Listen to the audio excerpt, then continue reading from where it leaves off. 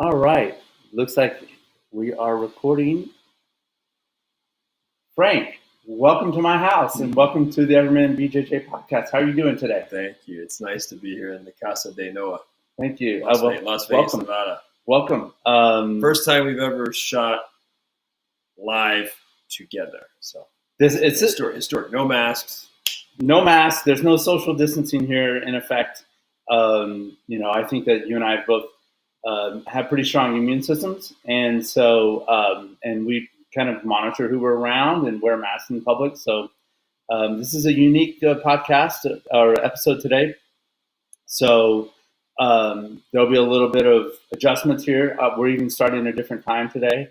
Got the opportunity to have my afternoon to work on some things and building out my tax practice, and so I'm going to do a lot of work with setting up that firm. So with that,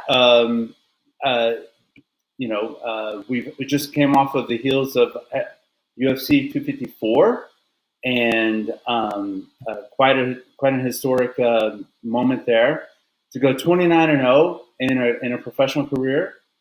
That's amazing, and it takes a lot of from anyone just to compete at the professional level, but for someone at that level who decides that their why has changed and why they want to continue to fight has changed, and that can be something that is either comes from within or from outside of them, with something of a life change. And I think that in this case, we have where Khabib's father obviously passed away.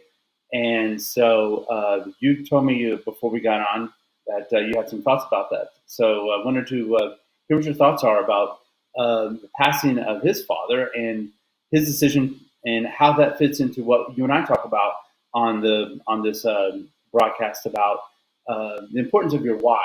And if I can read from my notes here, I think there's a force-ism here that I'll let you introduce, because this is or you repeat because you've said it before. Yeah, so I guess I had said this in our previous conversation last week, I think, which was we go as far as our sense of purpose and our sense of meaning carry us. So meaning we max out to our potential. Obviously, the stronger our why, the stronger our sense of meaning, the stronger our sense of purpose, the further we climb. And I was thinking of Khabib last night. I was going to write like a medium.com post on this. This week was just so slammed and so busy and travel. But I wanted to talk because Khabib's father had died earlier this year. I guess his dad had some other underlying health issues, and then he got COVID as well. So COVID was, from what I read in like ESPN.com and others, COVID was a contributor, but he had some other underlying causes. And so Khabib Nurmagomedov, for those of you who don't know him, if you're not in the MMA space, that's okay. We want you to watch anyway, because we think that what we do on this podcast transcends. You don't have to be a diehard jiu-jitsu player or a diehard fight fan to enjoy or benefit from what we talk about. There are transcendent, universal themes, larger themes. We just use fighting and jiu-jitsu as a prism to illuminate larger life themes, things we will all encounter off the mat in life. And so with Khabib, his dad dies. And his dad was that was the one. They're in Dagestan. He's in Russia, Dagestan, the region that produces so many great fighters. They raise them like that. They raise tough kids. They raise little warriors. And his dad was really central. His dad was the catalyst for like, hey, let me teach you how to be a man. Let me teach you how to be a warrior. Let me teach you wrestling. Let me let you wrestle bears. It's okay if you wrestle bears, right? Not the complete antithesis of a helicopter parent, right? This is a guy who's like, my kid wants to wrestle a bear, he can wrestle a bear, right? No one's going to tell him. I'm the only one who can tell him not to, and I say he can. So his father had been there for his journey. Khabib Nurmagomedov, 29-0 in professional cage fighting at the highest level, is a phenomenal feat.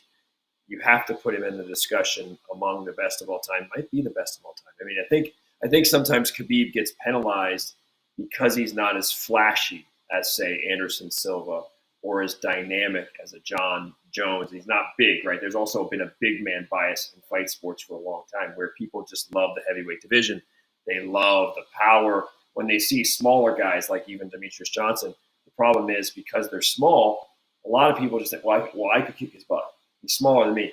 Yeah, he's tough and he's fast, but I could kick his butt, right? He's bigger. And even Khabib doesn't look as big in person. Like, he's one of those guys where if you were in front of him, if you had to wrestle him, you'd be like, oh my gosh.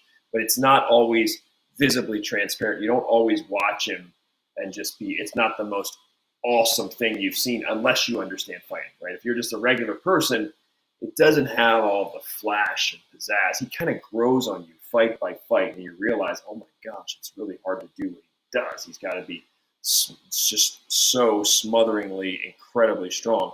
But anyway, with the point of when his dad died, an alarm bell went off inside me, Noah, that when Khabib's dad died and he has this fight against Justin Gaethje, and Justin Gaethje is as dangerous an opponent as Khabib's ever faced. He really is. He matches up. I've met Justin Gaethje. I've written about him. He has one of the highest knockout ratios of any, major elite fighter in the sport. Justin has, if you put him against all-time greats in KO ratio, he's up there. He's up there really high, Justin Gaethje. He's got that death tap. He'll put you out. He's of a copper miner lineage. So his family were copper miners, and you shake his hand. I've shaken Justin Gaethje's hand. It's a big, heavy hand. Just his hands alone are heavy. They're heavier than normal hands for guys in that division. His hands are just heavy. He hits you. So Gaethje's very dangerous. This is a fight where a lot of people thought, well, maybe this is the guy that gets Khabib, or maybe this is the guy with the best shot. Him and Ferguson. People would have thought Gaethje and Tony Ferguson would be the toughest matchups. And coming in the fight, I just had that red flag. I've seen this story before. I've seen this story. I know how it ends. I've seen the story where there's a pro fighter going into a title fight and someone they love dies, and how do they perform? Because that's always the big X factor, right? The X factor is you're usually you have some adversity. All of us usually, once you're 25, 30, 35, 40, the older you get, the more adversity you encounter. I mean, you're young, your parents shelter us sometimes. But by the time you're mid-30s, 40, 45, life has tested you. It's beaten you up. It's busted you up. People have died on people. There's adversity.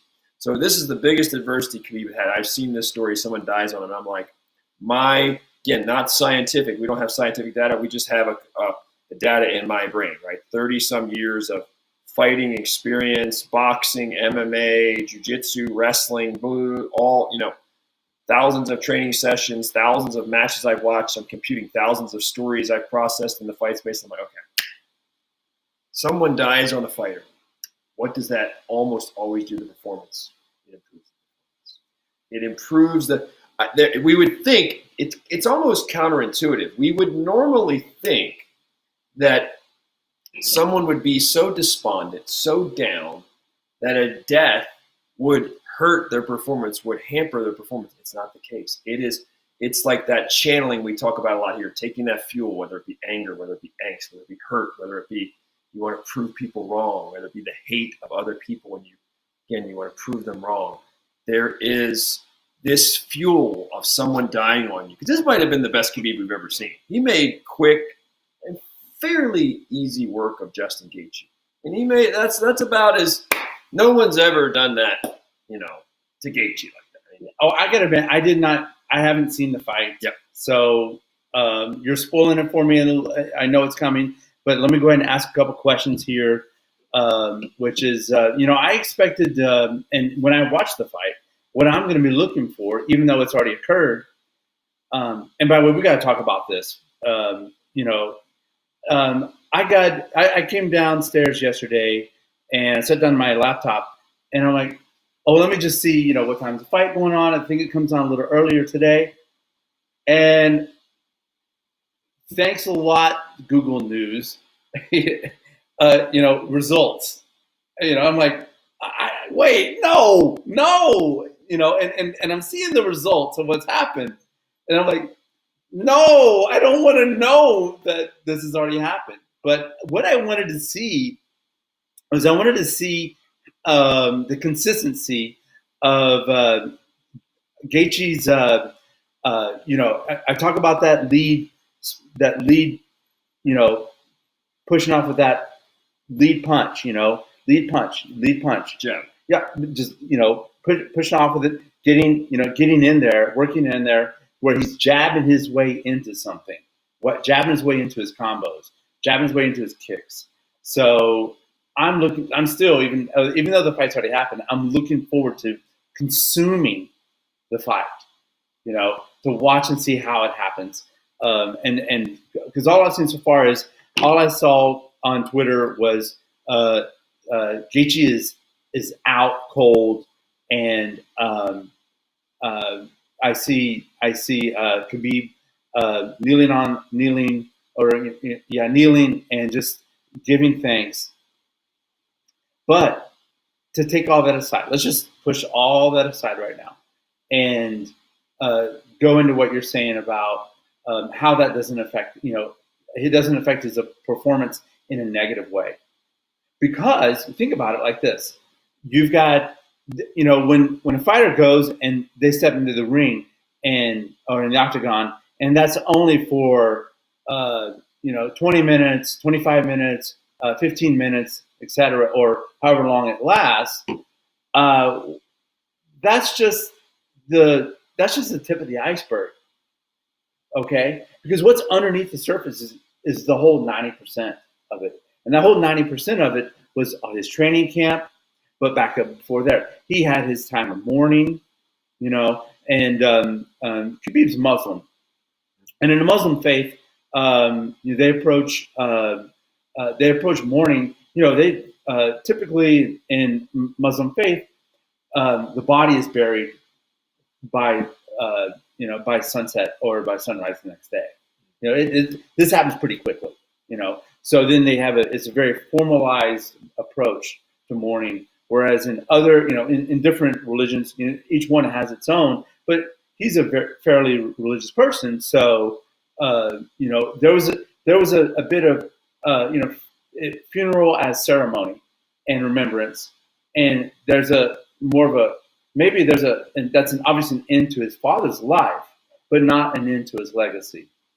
So that's more of a coda. And from Khabib's vantage point, he believes in eternal life too. So there is a mourning there, but there's also a test of our conviction, because if you're his faith, he believes that there's also that his dad is eternal. But continue on. Yeah, well, I was going to say now, what I gather from interviews and what I've seen other UFC commentators or ESPN commentators say is that really he wants to get out of being the fighter and be the coach. He wants to ascend to his father's role now. In a way, he's in death. His father promoted him in a sense to being the coach. So Khabib's already has his legacy made.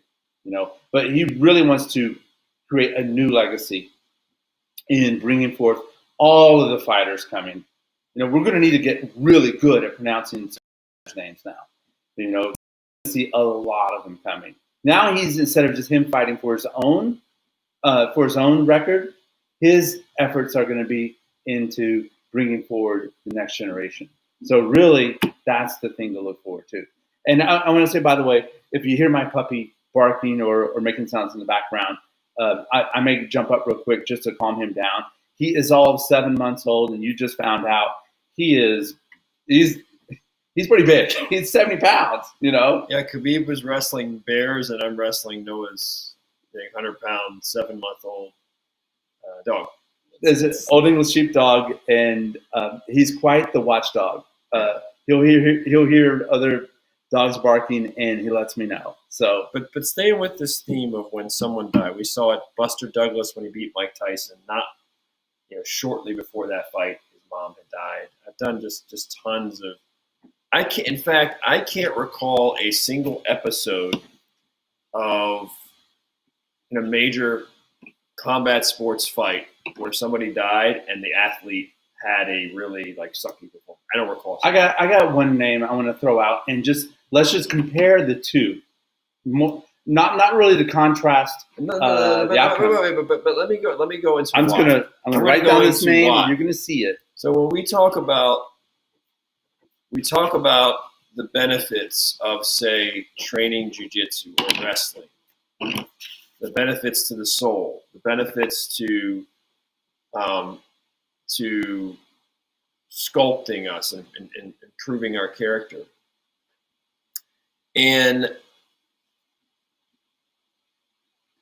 when someone, so we talk about the catharsis, right? To have an avenue, to have a ventilation, a place to park your anger, a place to park your hurt, a place to park your depression. When I was, some years ago, I had someone that I loved who was very sick. And when my loved one was very sick, the only place my mind would stop, the only place I had peace and solace was the mat. I trained once a day, 6 times a week, a lot of times twice a day, 6 times a week. And it was the one place where such a great hurt was upon me, and I felt that therapy. Right? I was able to turn it off when I was on the mats. Amazingly, I didn't think about. My mind didn't drift. I did not think about. So even with a guy like Khabib, there's probably no better place for you to be, even though I know his dad was there every step and he's used to his dad's voice, he's used to his dad in the corner, he's used to his dad in his training camp. Nevertheless, what's the alternative? When you're hurting, when you're mourning the death of someone you love, what's the alternative? If you're not training and fighting, if you're not running sprints, if you're not running hills, if your training partners aren't pushing you, if you're not, fixated on a goal, like a serious challenge, then you're sitting at home or you're wherever, and that hurts times 10. It hurts worse because you need a distraction. When someone mourns, yes, you need time to make sense of it. You need time to pray, whatever you do in mourning, but you also need some distraction. You need time to just turn it off. And having a training camp and having a guy like Gaethje there waiting in the wings can light a fire under you. Like, look, I have to be better than I've ever been. And there is something to be said.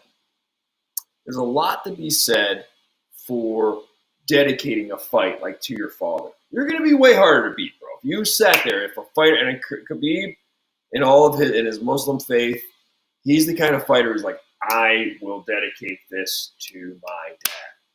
You're not going to get a rollover Khabib. You're going to get, he was a very aggressive Khabib. He was more aggressive than people thought he would be with Gaethje early. He was walking Gaethje down, and he was very aggressive. He was trading leather, trading punches with Gaethje, giving Gaethje his best chance.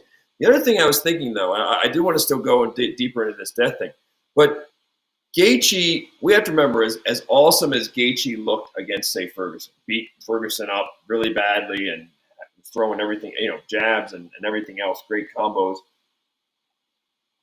Tony Ferguson is not a wrestler.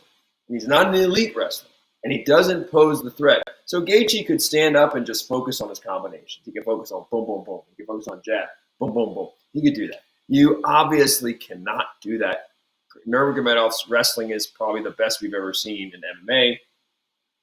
And he, the threat of that can paralyze a striker. Guy who's a really good striker can go down a few notches worrying about Nurmagomedov taking him down. And I knew that Gaethje's biggest weakness was going to be when someone put him on his back. Everybody has a weakness. Gaethje's biggest weakness. Gaethje's tough as nails. He hits hard. He's got really good cardio. He's got tremendous grit.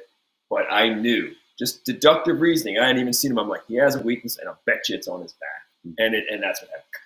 Conor McGregor was better off his back than Gaethje. I mean, Conor lasted longer on the bottom. Conor McGregor, who's not even from a wrestling background, right? Gaethje wrestled in college. So people thought that means he'd be able to stuff the takedowns. But the way that Gaethje stands and everything, he stands pretty straight up. It's like, I just knew, I'm like, when I looked at the stars aligning, I'm like, Nurmagomedov's dad just died. He's going to have all that motivation. He's going to dedicate the fight to his dad. He's going to have all that hurt. He's going to channel it. And then Gaethje's not going to be the same striker because he's going to have to worry about the threat of a takedown. And it's also in the United Arab Emirates, which is a heavily Muslim country. So it's like Khabib has almost got the weight of all. I mean, the way a guy like that fights, he's fighting for Allah. He's fighting for Islam. So, so I'm like, this guy is going to be hard to deal with. And quite honestly, if you watch Khabib's fight 29-0, we've never really seen him hurt. He's got a very good chin. People forget, like, he's got a great chin. We've seen him get hit, but he's never been hurt. He's tough. And Gaethje couldn't put Ferguson, even though he beat up Ferguson, he didn't put Ferguson away. And I'm like, well, man, Nurmagomedov is definitely probably physically as tough as that. So if you can't put Ferguson away, you beat him up bad, but you didn't put him out, you're not going to probably put Khabib out, and Khabib's probably putting you on your back because Khabib's going to be shooting, and he's got great takedowns, and he's got all-day cardio. So when I looked at that, I loved Khabib in this fight, made it look easy. Let me let you interject now, and I do want to talk a little bit more about like some of the motivations and the psychology and just dealing with death in real life too, because that's a thing that it's a hard thing for a lot of people, especially young people, to deal with.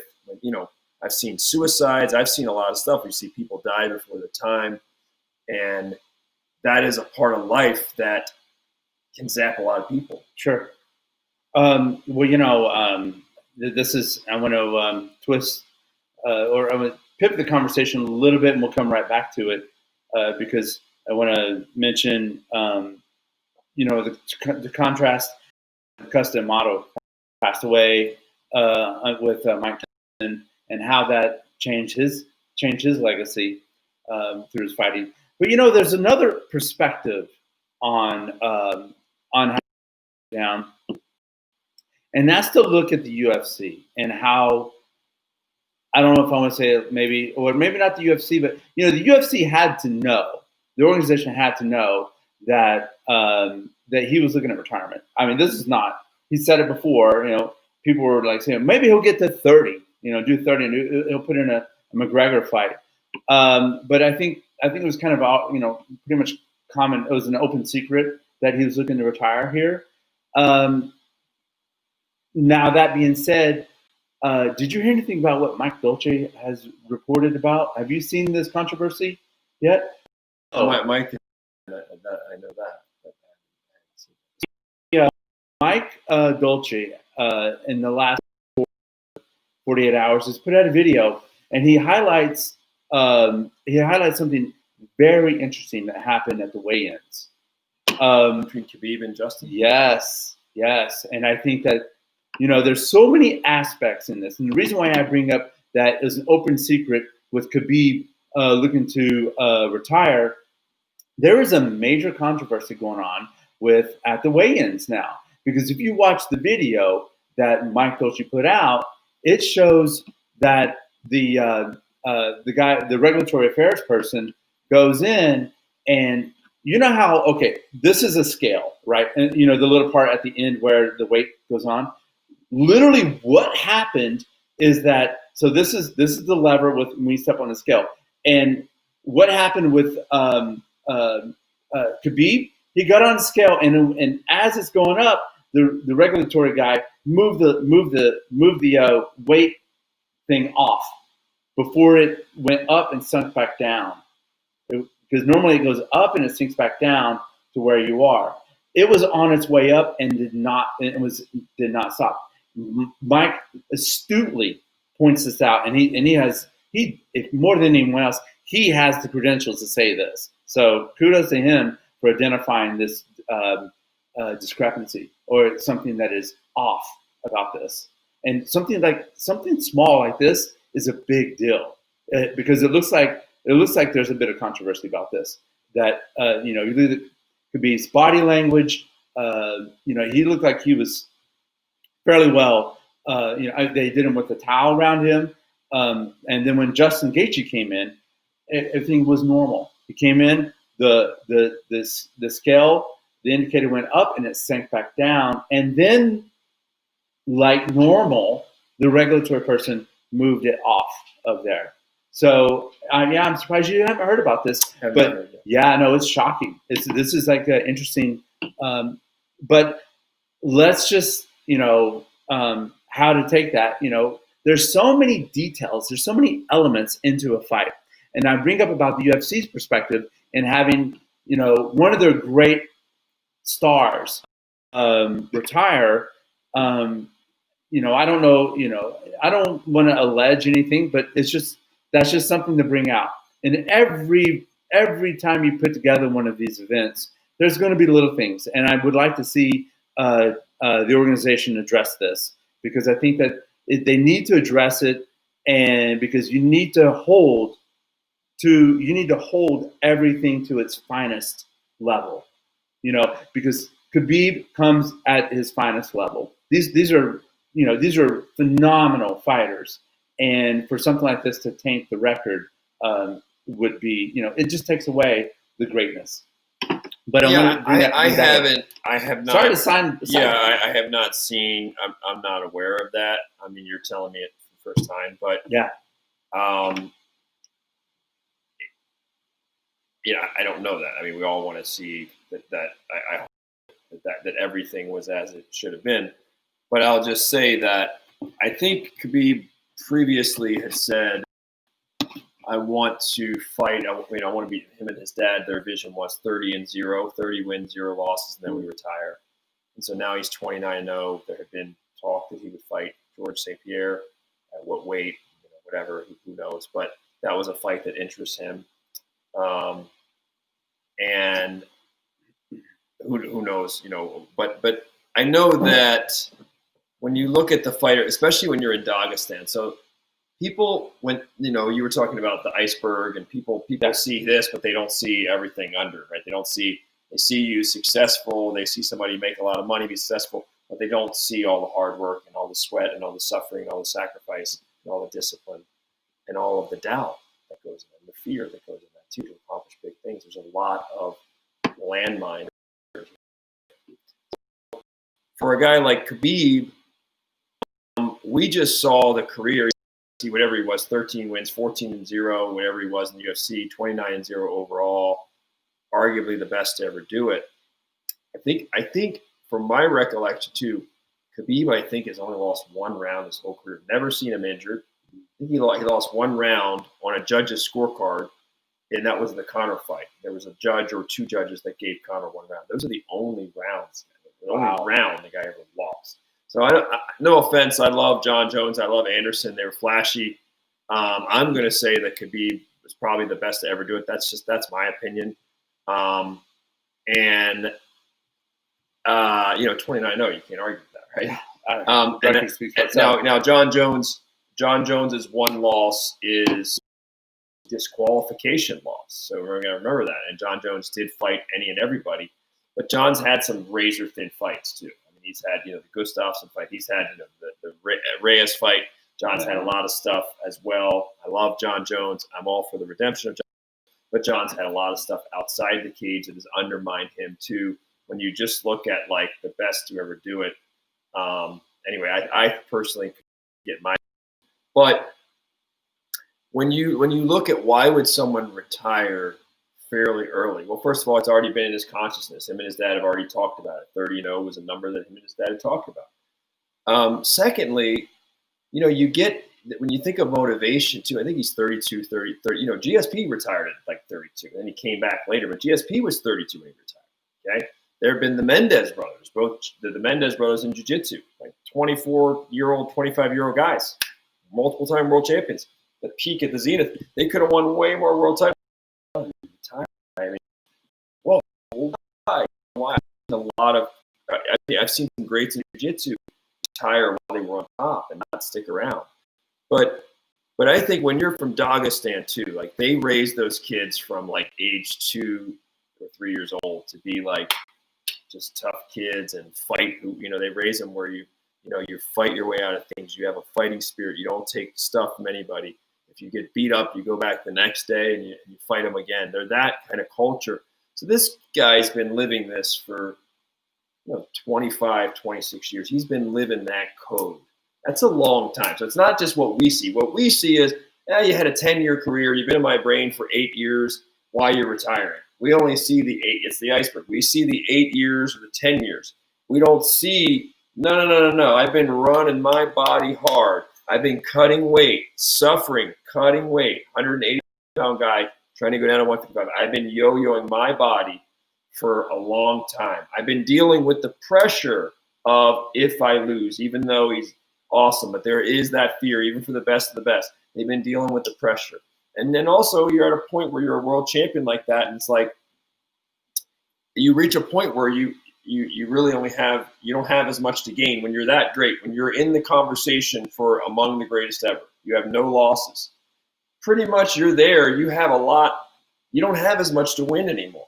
You know, GSP would be a fight that makes sense for him financially, but there's not many other fights there that would make sense for you. If he beats GSP, he gains something. He beats even Tony Ferguson, who doesn't really gain anything. It's like we already think that he's maybe the best or one of the 3 or 4 best. It doesn't improve your opinion of him if he fights Tony Ferguson or he fights Conor again. It doesn't. If he loses, then people think, maybe he wasn't as great as we thought he was. And what people don't understand, I've said this when GSP retired at 32, and I predicted it in advance that a fight was his last fight. I predicted it. Because GSP was starting to take damage in fights. The Hendricks fight, the Condit fight, the Diaz fight, he was starting to take damage. So guys were closing the gap, and I could see that. Like, wow. And then, you know, leaving on top makes a lot of sense on the financial level. Because if you can leave while you're on top, your potential for sponsorship money over, let's say, if you look at you know, they have like in Hollywood, they have what's called, I think it's called Q rating. Q rating is like, you know, The Rock or Noah Green, you're a celebrity. Like, what's your Q rating? And The Rock's number is probably, they have a number that they ascribe right now, like year after year, which is The Rock is worth $800 million or whatever. It might be worth $1 billion. I'm sorry, Rock, if you somehow wind up watching this, it might be worth $1 billion. His Q rating is $1 billion, like him. And then you've got another athlete that's worth $500 million. And you've got, like my old friend Dana White is probably worth $750, $800 million, whatever. Right? And you've got Floyd Mayweather, $1 billion. LeBron's probably got a $2 billion or $3 billion number on him. You know, long term, they have a like, what is this guy worth?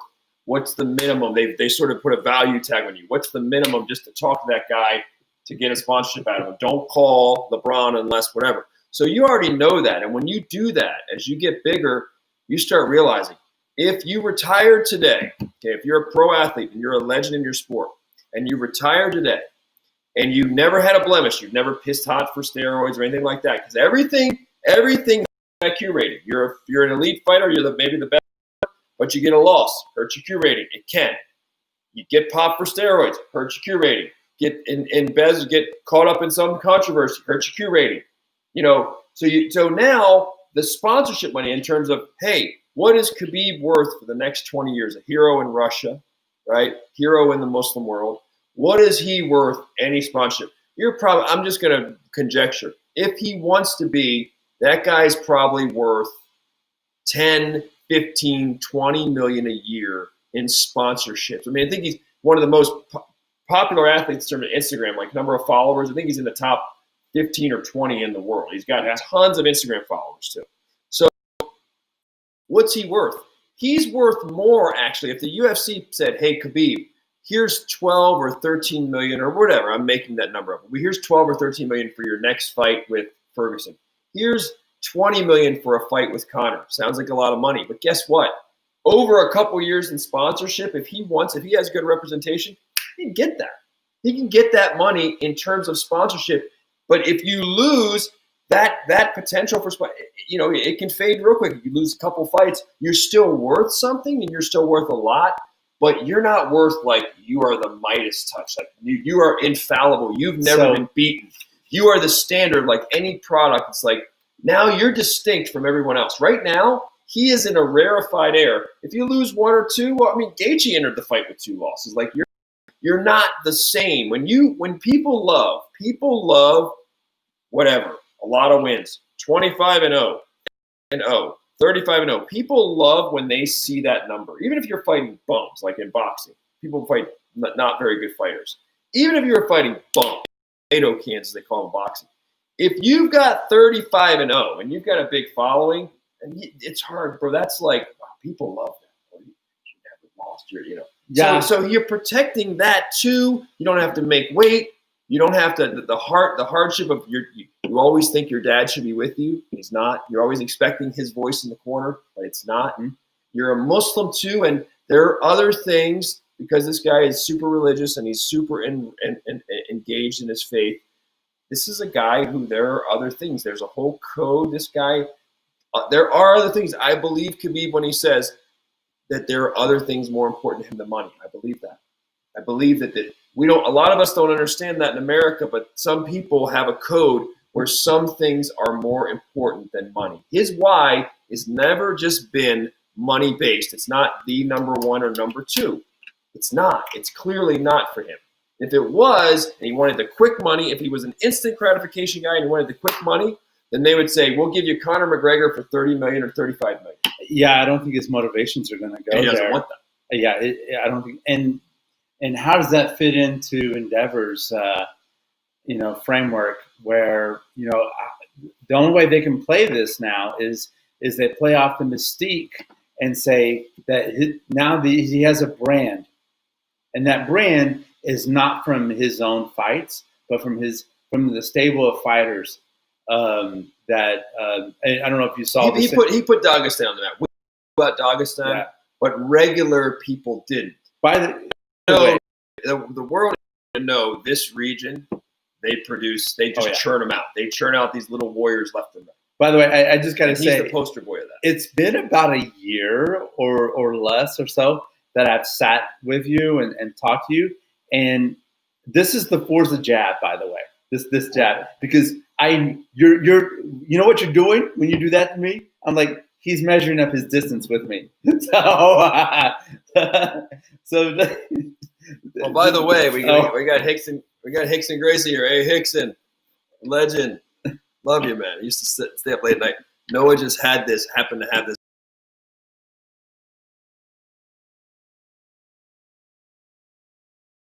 I'm touchy. I've always been. No, well, yeah. I mean, now that I've, after a year of doing this podcast, and I'm learning more. I'm learning the importance of the jab because I was never really into jiu-jitsu.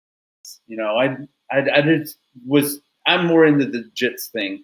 Best weapon in fighting. If you got to start with one, I've always said you got to start with one. We're going to build a fighter from scratch. Number one thing I'm picking is a good jab. Yeah. But I do want to delve a little bit. Let me check our time real quick. Cause we're good. We got 20 minutes left on this. I wanted to play out a little bit about how do you see Endeavor, which is the owner of UFC? How do you see them positioning as an organization, as a brand?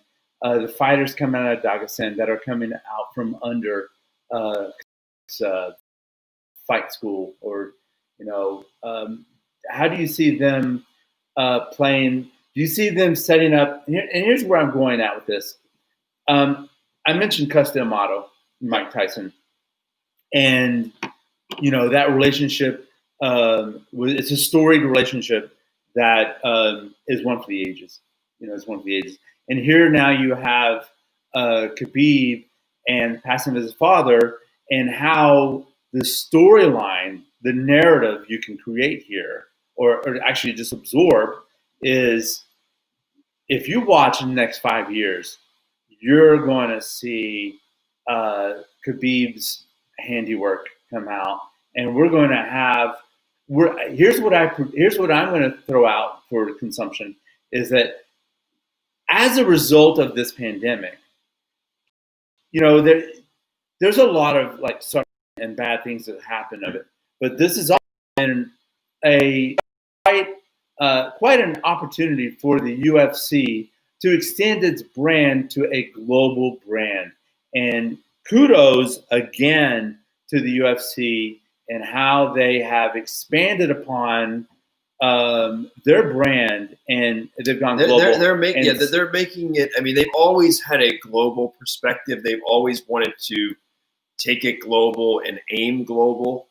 But the COVID-19 has sort of accelerated that, where, even the number of fighters on any given card, you're seeing a lot more Russian fighters. You're seeing a lot more countries represented.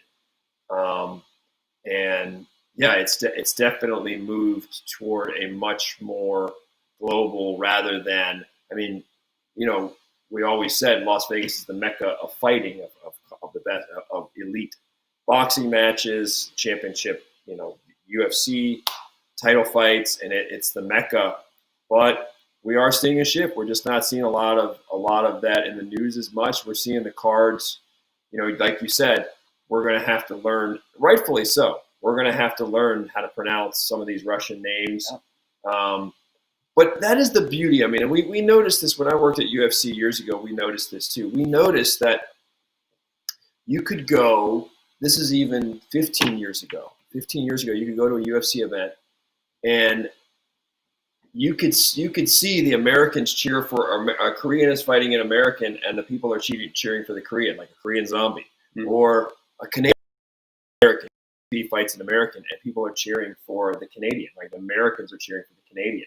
Or Americans are cheering for the Brazilian, or Americans are cheering for the Russian. Like, this is you don't see that in boxing as much. You hardly ever see it. If you go to a fight and Manny Pacquiao is fighting a Mexican like Marco Antonio Barrera or Eric Morales or Juan Manuel Marquez, the Mexicans there are going to be cheering for the Mexicans, and the Filipinos are cheering for Pacquiao. Period. There is no mingling of it. But UFC is very unique in that, like, I thought that the biggest moment from Khabib last night was, like you said, at the end of the fight, he falls to his knees and he starts crying in the canvas, and I guess he stays there for a while. He stays there, a prolonged cry, a prolonged, sobbing. And then Gaethje comes over to him, and Gaethje, hugs him and is, consoling him. And that's a moment where a lot of people were touched by that because of the story. They know where Khabib. It's not because it's Khabib's last fight, and I guess he takes his gloves. The symbolism between taking his gloves and leaving them on the mat. But a lot of people were really moved by that Khabib, because the other thing is Khabib is so stoic, just like Fedor. He shows some playful emotion. He's more playful than him, but relative to a lot of other athletes, he's not Ali, he's not Conor, right? Khabib is a more stoical, more matter-of-fact, no-nonsense guy. So for him to show that emotion, a lot of people were touched. I mean, I saw people that were friends and people that were professional journalists, and they cried. They cried when they saw that moment, because this guy is, it's showing you there's a genuine storyline, right? That this is that was just a very, very touching moment. You could feel his pain. He's been there. Khabib. Let's say this about Khabib. Khabib he's a good guy, man. I don't want to get poetic here. He's a guy that you really empathize with. I empathized with him before that. Remember, and this too. You and I talked about this the other day. Listen, there are some people in the UFC that have the look, and they kind of get promoted more early on, and they get a lot of red carpet treatment, and they're groomed to be the next star, and they kind of get it seems like some people get some pretty favorable matchups to climb that ladder and get a shot at. And Khabib, he went the longest mile. He went the longest road. He went the circuitous road. He was done no favors in the matchmaking. He wasn't a glamour boy. He wasn't a poster boy. He wasn't. It's almost like he wasn't someone I think that they expected. This guy is going to reign. He could be the greatest ever. He went the long road. They didn't do him. I love UFC. I love the matchmakers, but they did not do that guy any favors. They put him through the gauntlet, and he earned every bit of it. He came from nowhere. Was never a big talker. You have to look at him. He's one of those guys. Khabib's one of those guys because he doesn't talk a lot. He does talk a little bit in the fights. I don't know if you saw the video of him fighting Conor. It's great. And I love Conor too. But they should just do a best of Khabib talking to his opponents as he's hitting it. It's kind of funny. They could really. But he's not a big talker outside of the cage. But he's one of those guys who just grows on you, fight by fight. Like you see him, Yeah. he's one of those guys that grows on you. You don't understand him at first, and you don't know what's going on in his head, and he's quiet, and you don't even know how good he is. You don't know what to make of him, and you just see him fight after fight after fight. He fights the same, but you think, well, that he fights the same, so that's not going to work against so and so. Okay, well, he fights the same, it won't work against him. That he fights the same, it won't work. Then at some point along the way, you're like, he doesn't have a lot of personality, but he does have a wig. And then at some point, it's just like, dang, this guy grows on me. Then when you see his code, even if you're not, you just see his code. Like the one thing I respect, his code might not be my code. It might not be your code. It might not be your code. But I respect that. It seems the best I can see is that dude lives his code. Yeah, I respect that about him. He's not just that dude lives every beat. He walks to the beat of a different drum. He's all about his code. It's not money first. And like fight by fight, as you peel back the layers of who is this guy really? What's his code? What's he about? How good is he? Every fight, you're like, damn, this guy just grows on me like no other. Oh, sure. Well, if you look at it from a lens, I'm going to get into a little bit of symbology here. So I'm going to wax a little poetic, if I may. Mm-hmm. He fits an archetype that is that there's a mystique around these kind of fighters, that the narrative is taken a hold of. There's a narrative around this, and we talk about the death of his father, but I want to kind of just hold on here for a second. There's a little gossamer veil over things here. I want to put at, and it's look at there's the symbolism of he retired. I didn't see, but you say he left his gloves there in the octagon. And if anything, this global pandemic, we've had over 250,000 Americans perish. 1 million, I think. I could be wrong with my numbers. I'm not that. I think it's quarter of a million Americans. So Americans, right? Yeah. 250,000 Americans. Contributory, not contributory at different. But levels. Let me stick with this. So this is symbolic, actually, of the death of what I would say. We've had this is a big year of death.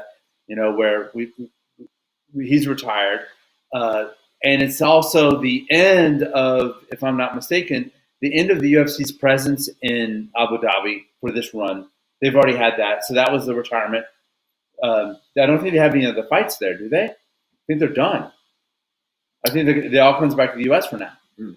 And so out of that, we have this, and it is, seasons are in transition mode right now. You can hear probably a little knocking in the background. That's the wind blowing in the house, because we're kind of starting that transition into winter, getting into that, to bring it full circle with just the 10 minutes or so we have left, what winter brings, and what I say, bringing it back to the West in yoga kind of thing. They talk about the West being, and West is the death. It's in the 4 directions. If you get into Native American practice, the West, the direction of the West means of the death. Okay, it's a closure of things, and I would say that this is really the closure of the UFC being, just a national or a hemispheric brand, and it's the end of that. I mean, North America, just primarily in North America and South America with Brazil, in Central America. But really, it's the end of that and the beginning of something much bigger. And that's the, now we have where you're going to see global fight camps, truly, truly global, not just northern and southern hemisphere, not just a few fighters going to Thailand and training out there and coming back. Really, it's going to be, what the UFC has experienced is we have got to grow beyond. You remember they used to have a 500, they would have a 500 fighters on the roster.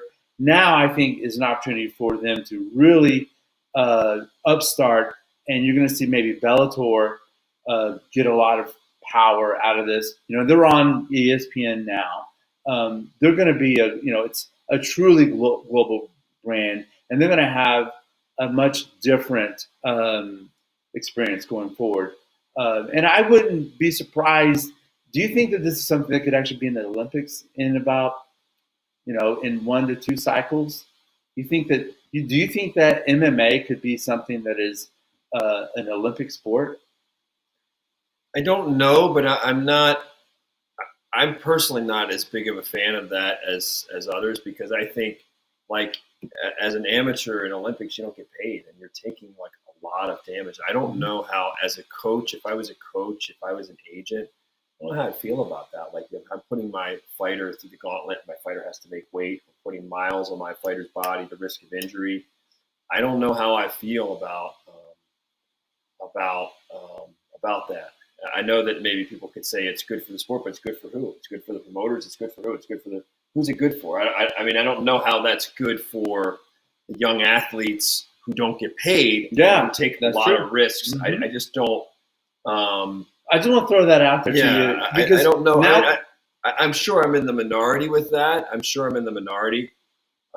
I don't think I speak for the profession or the industry, but I do speak for me, and no one's changed my mind on it. I don't really love the idea. You had guys like, even there have been guys in boxing, even coaches like Emmanuel Stewart, had like 250 amateur fights. I mean, what's the point? Like, that's a lot of abuse. Oscar De La Hoya, the guy Lomachenko, who just lost to the kid Lopez. I mean, Lomachenko had 200 and something, 300 and some amateur fights. Like, that's a lot of abuse in the body, man. Get paid. I just say, this is a rough way to go about it. Well, I'm a fan of pay them. Pay them the least we can do. Yeah. For someone sacrificing their body, because at the end of the day, listen. At the end of the day, the sport is very taxing. It's very challenging. It's an easy place to get hurt. It's an easy place. I mean, at the end of the day, you are getting hit, punched in the cerebellum.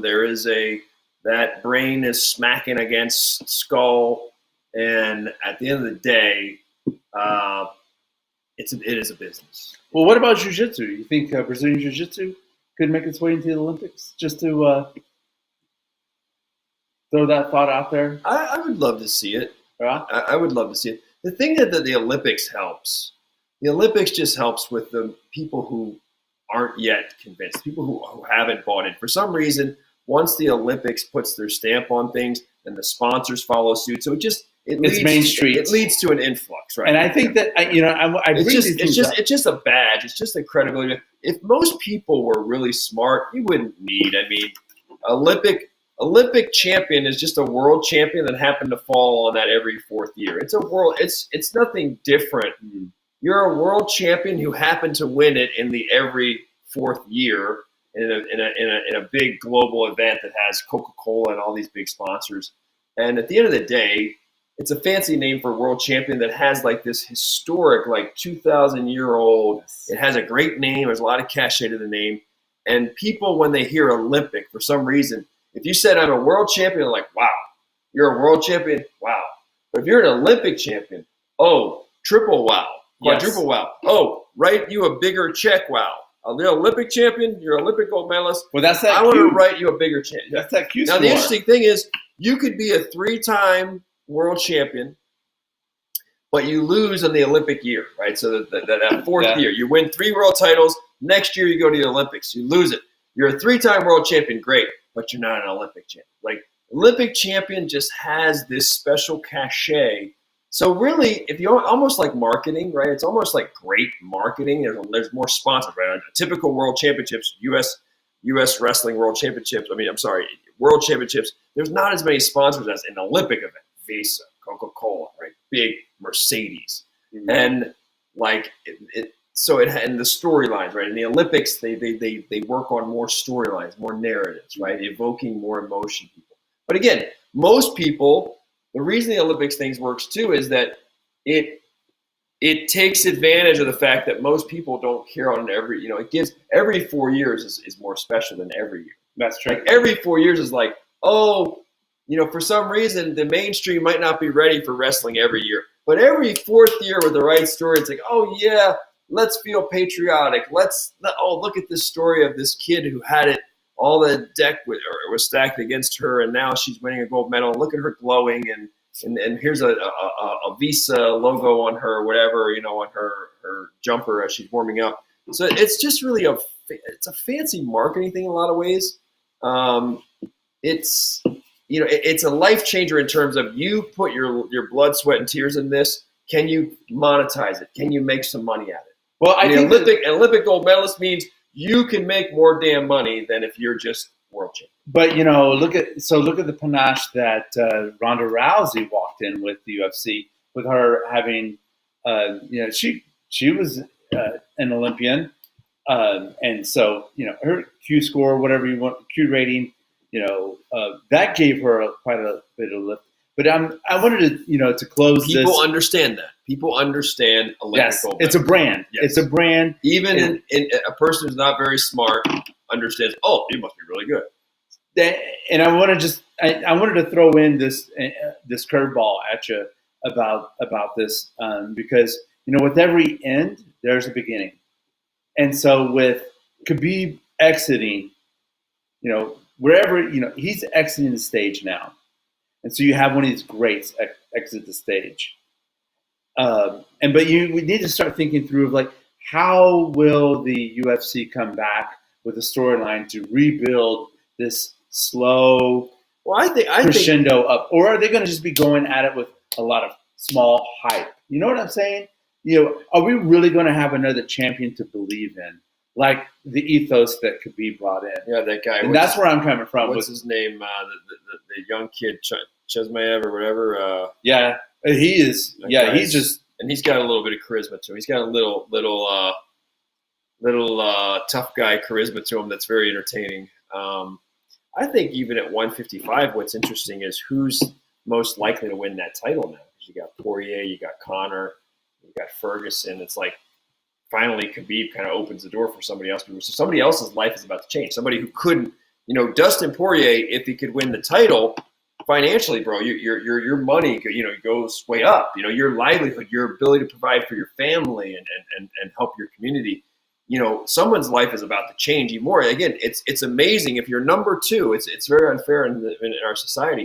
If you're number two, your earning potential isn't near. If you can just go where a guy like Khabib said, hey, Khabib kept you from, how much money did Khabib cost these other guys by the fact that they couldn't get the title or defend it? Khabib was a block. Khabib hurt their income in some way because they now, if they can win, everybody's brand goes up when you win that UFC title, your sponsorship value. So someone else's life, right? Someone else's life, Dustin Poirier, Conor could come back and win a second one. Somebody's life's about to change. Conor's already got a lot of money, but when you have that belt, again, fans understand that. Oh, you got the belt. You're the champ. That's all that you're the Olympic champ. People love labels that are quick and easy. Oh, you decide, let me take a picture with you. You're right. Let me do that. People just are suckers for that. And so, I'm sure in some weird way, that there's some fighters out there that couldn't get over the hump. They couldn't get past Khabib, and they're like, oh yeah, now I got a shot at this thing. I got a shot to win this. That guy's a tough out. But well, it's good to see it. Let's just revisit this topic in 6 months, whenever spring is starting to happen, and let's just see what the next 6 months brings us as far as how the story evolves. Because if anything is true, everything is always I think changing. What Khabib did to tie this and bring it full circle, what Khabib did is the Russians already loved him, and they know how great he is. And those of us that are diehard MMA fans know how great he is. But what he did is he forced the West, the Americans, the North Americans, and others to recognize that the Russians are coming, that the Russian fighters, we already knew, but for people who didn't know, he's the face of that wave that's coming of hey, and then Chimaev and others, but they're the look. What we're seeing in the last couple of years is we're seeing how deep and how good and how daring the Russian fighters are. A lot of us already knew this, by the way, but the world is catching up to that, and now people care more. Like, in other words, I already knew that years ago, how much talent there is in Russia and how hard the Russians fight, how talented they are. But it's undeniable in the last couple of years, and Khabib's the face of that, where it's like he opened a lot of doors to where people who didn't care, because there were always been a lot of awesome Russian fighters, but other than Fedor and other Khabib, people didn't care. People really didn't care by and large. Now they're going to care more. They're going to get past the cumbersome names that are hard to pronounce. They're going to be like, I want to watch that Russian, or I want to root for that Russian fighter.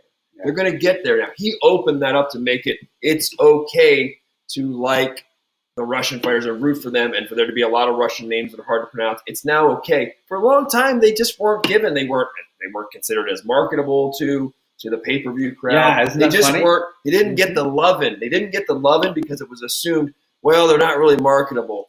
They don't equate to pay-per-view dollars. They don't equate to sponsorship dollars. Khabib shattered that myth. So he really has, he's been a Trojan horse for a lot of the Russians, saying, can you tap into markets other than Russia? Can you market Russian fighters to non-Russians? Yeah. And he's transcended in that way to open it up and say, hey, you can take Russian fighters or Muslim fighters, and you can be a big deal. The whole world can love you, and you can be marketable. He shattered that. You don't have to be the most exciting trash talker. He shattered that too.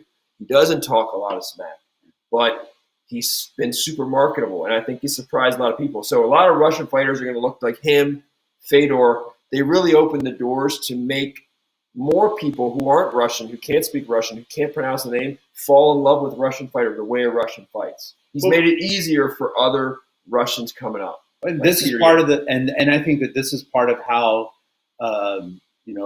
the evolution, as I mentioned, with every exit, there's an entrance. So with every ending, there's a beginning. Mm-hmm. And by the way, we just did an hour here. So I do want to say that it has been a pleasure today speaking with you in person, non-socially distanced. Yeah. Which is finally we've done this, and we got in some good material. I felt like we could have gone more into some things, but the time always goes by so fast, So with that, any last thoughts before we wrap this one? We're going to actually shoot another one, so we're doubling up today. There'll be another episode, but no, this has been a good episode. It's been, I guess we got to send a shout out to Khabib. We're sorry about the loss of your dad. And we just admire you as a great champion and a man, who lives his code. And we wish you the best, champ, in retirement and whatever you do next. And you've been a trailblazer. I think maybe the best to ever do it, man. We saw greatness, and we didn't know. Some people didn't know when they first saw it. It's a reminder. You think you can spot greatness at first glance. A lot of people think they can. It's hard. You don't know greatness. Sometimes greatness is revealed over time. You got to see somebody's body of work over time. We just think, we look at them, people fall in love. Oh, what a darling. This fighter has the look. They have the golden boy look or golden girl look, and then they fizzle out. You got someone like him who's under the radar, doesn't, one-trick pony, fights the same way, not charismatic, and you can't judge that greatness at first, at one fight, two fights, three fights, but over time, the body of work, he starts mounting victories, and you're like, wow, we watched greatness. So, just an amazing guy. I'm grateful to have seen a guy like that. Really inspiring. I really admire him, and I thought it was really, it touches a lot of people's hearts when you see him fall to his knees and cry like that. Well, yeah, he fits that everyman archetype. Yep. So with that, thank you very much, everyone. This has been another episode of Everyman BJJ, where we cover everything from fights on the mats, off the mats, and everything in between. Typically on Sundays, 1:30 Pacific, 4:30 Eastern. Noah, Frank, and you find us at Everyman BJJ. Thanks.